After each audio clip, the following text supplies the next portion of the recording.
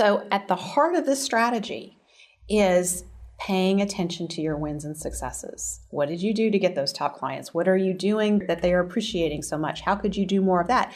And then how could you systematize that so that it happens consistently, not just for that one top client, but for all of your top clients?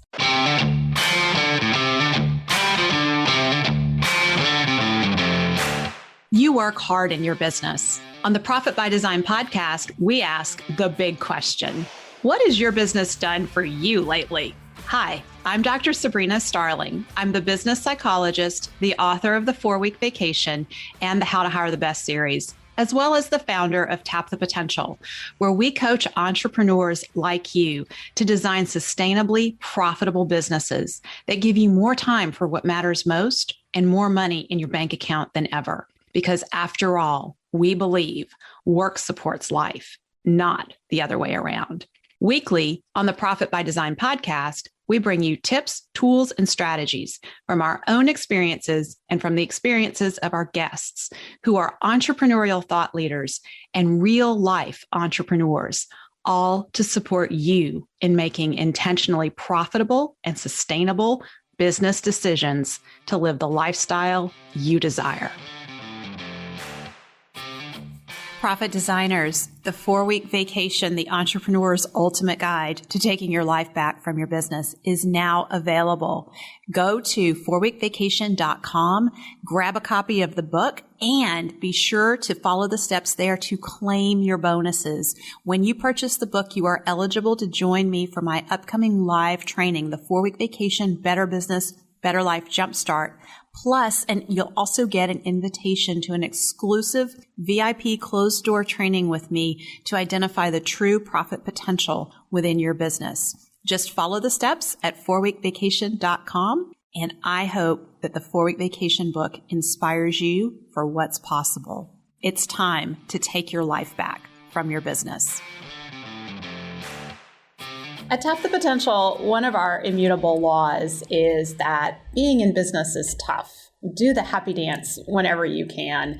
And at Tap the Potential, we really look for those opportunities to do happy dances. And I thought here today on the podcast, I would share a bit about some of our rituals at Tap the Potential that we use with ourselves and with our clients to support a healthy, resilient mindset. So one of those is looking at wins and successes on a regular basis. And that means doing the happy dance. And we actually do an official happy dance at Tap the Potential whenever a new client joins our Better Business, Better Life program. And it's really fun when a new client joins because Darren Hopman, our success team lead, will post a fun song in one of our special Slack channels. And he says, it's time for a happy dance. And we all know what that means. And we're a virtual team. So, we're in our offices all over the country, a little bit disconnected because we're virtual, but we still do a real happy dance to whatever fun song Darren throws in that channel. And that's just part of keeping our energy up because entrepreneurship is challenging. And it's important that we focus on the good things that happen. So I thought I would start by sharing how I stumbled upon the value of focusing on wins and successes. Years ago, when I was going through coach training and I was a brand new coach, I had that anxiety that I think a lot of coaches have of, what will I say in the coaching session? Now, anybody who's ever been on a coaching call with me knows I have no problem coming up with something to say during a coaching call or with questions to ask. A greater challenge for me is to be quiet and ask the powerful questions and leave space for the listening. But back when I was starting out, it was really challenging for me to just show up at a coaching call and be fully present. And so I noticed in the first few coaching conversations that I had, if we started right away with issues, the conversation quickly devolved into problem solving and kind of feeling like we were going down, have you tried this? And have you tried that? And what about this? And what about that? And it just didn't have good energy. And I, as the coach, did not feel like we were really making progress and moving things forward. I noticed in some of my coach training meetings that the facilitator was starting off asking us about our wins and successes as we were doing our practice coaching. And that really created a good vibe and good energy for the conversation. And so I just made that my opening question from then on with our clients to start the conversation with, what are your wins and successes? So I stumbled on this by accident, but it's one of those happy accidents because it has really come to define everything that we do at Tap the Potential. We focus on what's strong about you, what's strong about your business, and what's strong about your team. And let's build on that. Let's find the strength and let's build on it. And that's what focusing on wins and successes allows us to do. Now, the interesting thing about this is that we're not normally wired to think about wins and successes. Our biological wiring, actually, we've evolved over time to pay attention to the threats in our environment, the things that are wrong. And so we're naturally wired to notice what's wrong and pay attention to those things. The challenge with that is that what we focus on grows. And so I actually had a client years ago say to me, Dr. Sabrina, I feel like I have become the boss on patrol. I can walk into my business and I can immediately see 20 things that are wrong and that could be better. And then I start telling my team members about these things and they feel like I'm picking on them, I'm micromanaging, my mood is negative, and no one wants to talk to me and no one comes up with ideas when I ask them for solutions. And we had a conversation about that boss on patrol feeling, and I suggested, let's try this. In the next week, rather than focusing on what's wrong, really put your energy to walking into your business, looking for what's working well. And don't just stop there. Go over to the team member who's part of that and just acknowledge to them, hey, this is working really well. Good job. And just see what starts to happen. He did that, and he came back the next week, and he said, you would not believe the change in my attitude. And I'm noticing not only is my attitude better, but my team seems more relaxed and a little happier at work because I've had a focus on the wins and successes. So I want to offer this to you if you find yourself in that place of feeling discouraged and frustrated because you're looking around in your business and you see all the things that are not working and it's really starting to get to you, that part of the shift that needs to happen is to start focusing on what is working and use what is working as a lever in your business to start more positive momentum and get more of what's working going in your business. And the beauty of focusing on wins and successes at the beginning of our coaching calls, and we do this all the time, a lot of our clients, when we ask them to share wins and successes in the first month or two of coaching, sometimes even longer, it's really hard to identify wins and successes because we're just not in the habit of thinking that way. So this is a new habit of thinking.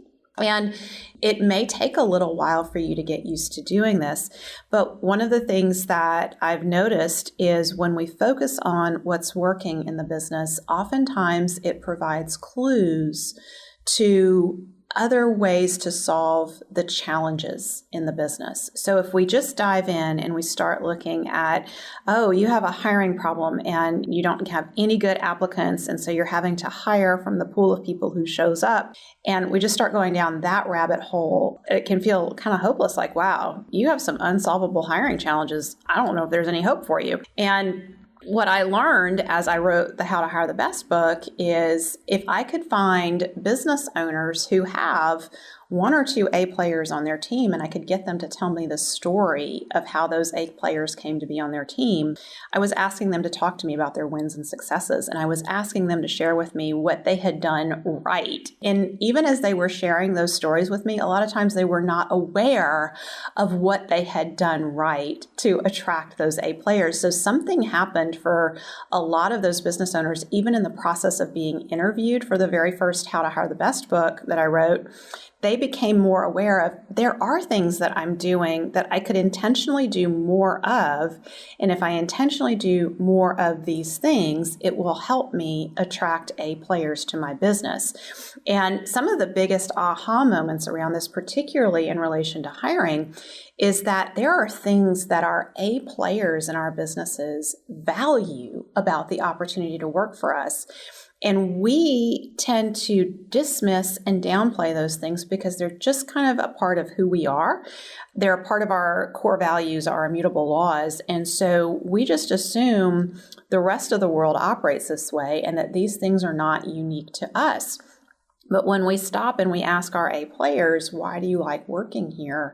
Whatever their response is, they're telling you something that you can intentionally amplify and systematize in your business and be more vocal about sharing out in social media and other avenues that are available to you about why you offer this way of working and what makes it important. And so an example that's so simple is over and over when we survey the key team members in our clients' businesses, these are the A players in the clients' businesses, and we ask them, why do you like working for the business owner in the business that you're working in? One theme that comes up over and over is, I'm treated with respect. My opinions are listened to. I come up with ideas and I see the business owner taking in those ideas and weaving them in to solve problems that we have. So this notion of being respected and listened to as an employee is huge.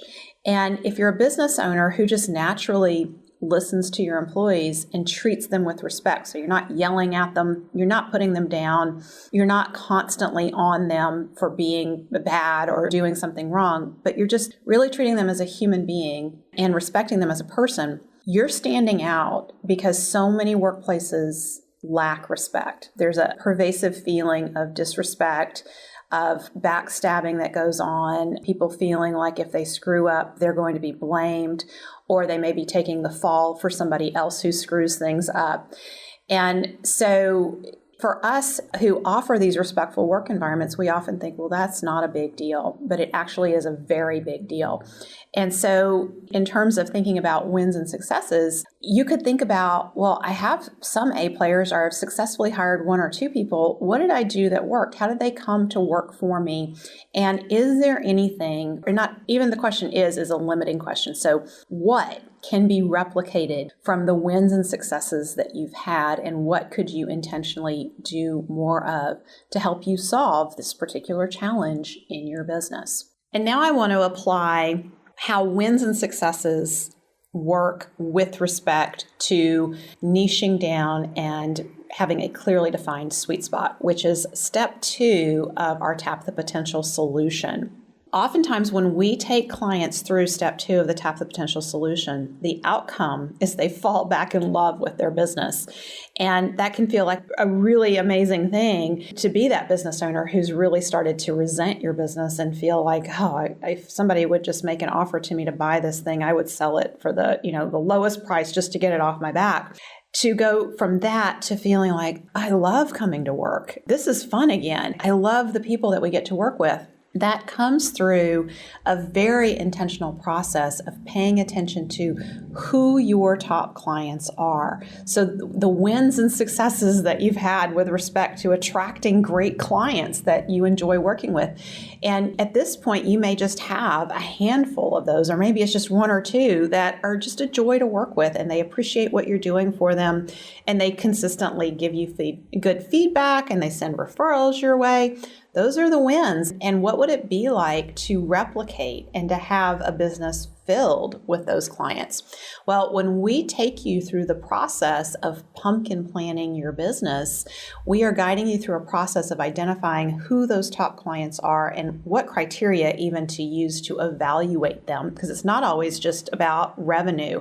A lot of times it's that combination of revenue and do they fit your immutable laws, and are they good communicators? Are they responsive?